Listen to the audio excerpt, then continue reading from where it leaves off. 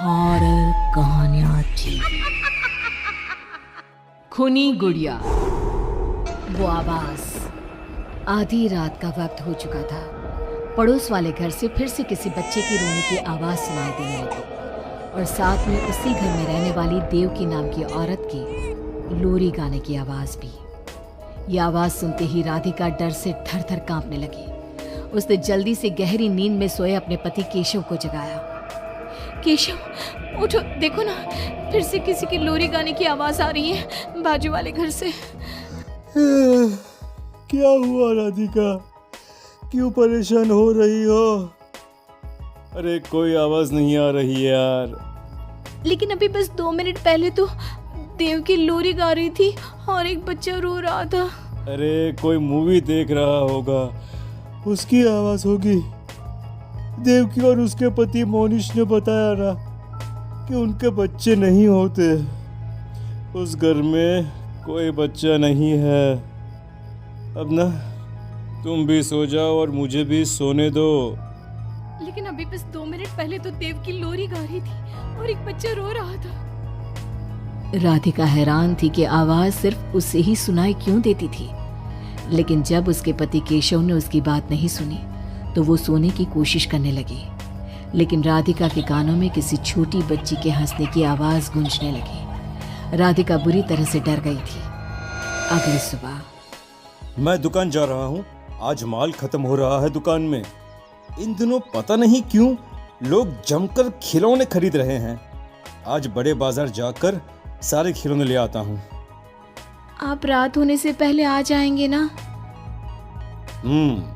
लगता है तुम देवकी से अभी तक डरी हुई हो। अच्छा ठीक है, देखो घर के पीछे वाली गैलरी में मत जाना, क्योंकि वहां से तुम्हें अक्सर देवकी नजर आती है और तुम ना फिर डर जाती हो। ठीक है केशव, मैं आज उधर जाऊंगी ही नहीं। जब भी उधर देखती हूँ कुछ डरावना ही नजर आता है। केशव दुकान चला जाता है। तभी अचानक राधिका को याद आता है कि घर की गैलरी में उसने कुछ कपड़े सुखाए थे। डरते हुए वो वहां जाती है। दूसरी तरफ देवकी की गैलरी नजर आती थी। राधिका जैसे ही कपड़े लेकर वापस आने को पलटती है, उसकी नजर सामने देवकी की गैलरी में पड़ी। वहां एक 4 साल की बच्ची खड़ी होकर उसे घूर रही थी। हे भगवान, ये कौन है? कौन है ये? मैं इससे पूछूं कि इसका नाम क्या है? हाँ, पूछ लेती हूँ, फिर केशव को बताऊंगी। वो मेरी बात पे भरोसा नहीं करते ना। बेटा, कौन हो तुम? हाँ, तुम्हारा नाम क्या है? गुड़िया। तभी अचानक वहां पर देवकी आती है और वो बच्ची गायब हो जाती है। क्या हुआ? आप किससे बात कर रही थी? वो यहाँ पे मैंने एक लड़की को देखा था। वो कौन थी? कहाँ गई वो अभी? कौन लड़की? मैंने कहा ना, मेरे घर में कोई बच्चा नहीं है। मैंने देखा था, वो यही थी।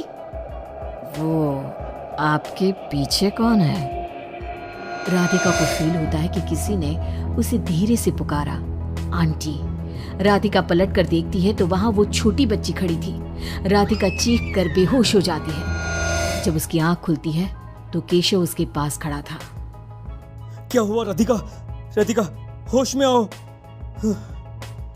वो तो भला हो देवकी जी का, जिन्होंने तुम्हें बेहोश पड़ा देखकर मुझे कॉल कर दिया और मैं घर आ गया। तुम उस गैलरी में गई ही क्यों? केशव, वो लड़की यहाँ आ गई थी और वो देवकी, वो ठीक औरत नहीं है। तुम पागल हो गई हो राधिका। आज देवकी जी ने ही मुझे तुम्हारे बारे में बताया। क्या सोचती रहती हो? अरे कोई नहीं है उस घर में। अगले दिन केशव के दुकान जाते वक्त, मैं भी आज आपके साथ चलूंगी। अच्छा ओके, ठीक है, चलो चलो। अब दुकान पर पहुंचकर, वाह केशव, कितने सारे नए खिलौने। और ये इस पैकेट में क्या है? अरे एक बड़े साइज की डॉल है, मार्केट में नहीं आई है। सोचा अगर लोग खरीदेंगे तो अगली बार और ऑर्डर कर दूंगा। क्या मैं देख लूं इस डॉल को? हाँ देख लेना, मैं जरा माल लेने बड़े बाजार जा रहा हूँ। तुम दुकान संभाल लो और आराम से बैठकर खिलौने देख लो, ठीक है? केशव दुकान से चला जाता है। तभी कुछ देर बाद देवकी दुकान पर आती है। कैसी हो तुम? तुम यहाँ क्या लेने आई हो? गुड़िया। गुड़िया? मेरा मतलब तुम गुड़िया का क्या करोगी? तुम्हारे घर में तो बच्चे। तुम मुझे गुड़िया दिखाओ, बस बड़ी वाली गुड़िया। राधिका घबराते हुए बड़ी डॉल का पैकेट खोलती है। बिल्कुल ऐसी ही डॉल चाहिए। आज वो खुश हो जाएगी इसे देखकर। कौन कौन खुश हो जाएगी? देवकी अजीब नजरों से राधिका को देखती है और बिना कुछ कहे पैसे देकर चली जाती है। उसके जाने के बाद राधिका शॉप के अंडरग्राउंड में नए टॉयज का मॉल चेक करने जाती है। वहां बच्चों का एक झूला था। राधिका ने देखा कि वो झूला हिल रहा था, जैसे अभी अभी कोई वहां से उतरा हो। राधिका को किसी छोटे बच्चे की आवाज आती है। कौन है वहाँ? वही छोटी लड़की जो देविका के घर दिखी थी, राधिका के सामने आ जाती है।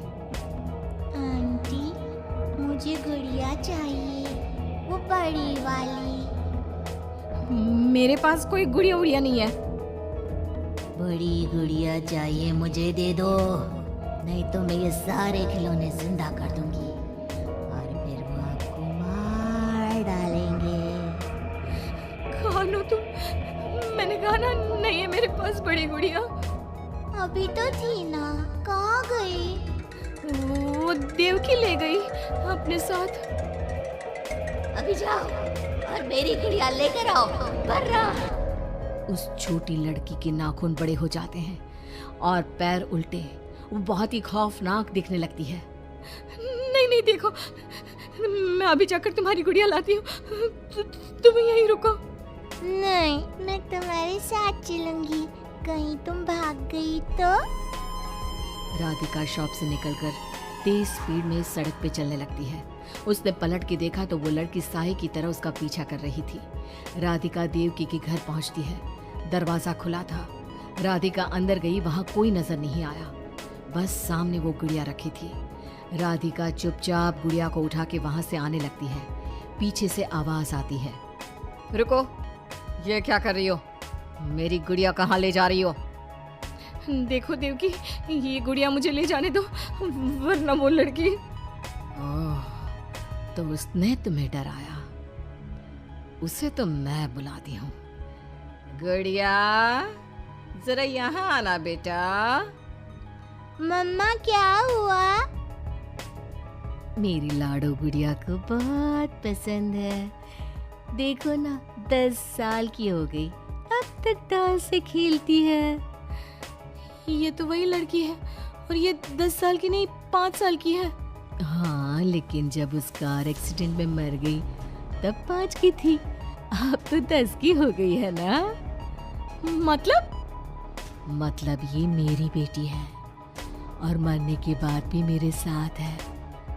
इसे ना लोरी सुन के ही नींद आती है और डॉल्स इसे बहुत पसंद है।